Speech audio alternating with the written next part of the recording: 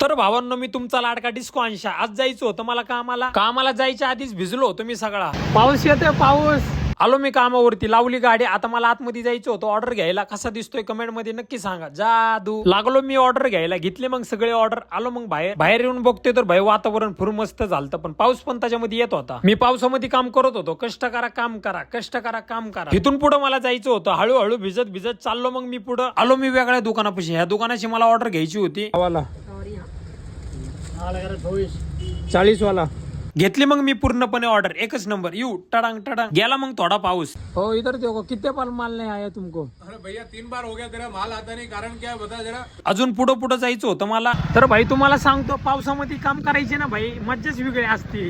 पाऊस आला. आलो मी आतमध्ये, लागलो शेटजीची ऑर्डर घ्यायला. मोती मार्केट आहे. मागच्या हप्त्यामध्ये शेटजीचा माल आलेला नाहीये. लाडके शेट एकच नंबर माणूस आहे. घेतला मग मी त्यांना ब्लॉक मध्ये. राबी माल आहे का नाही तुमको? पिछले हप्ते आहे का नाही माल?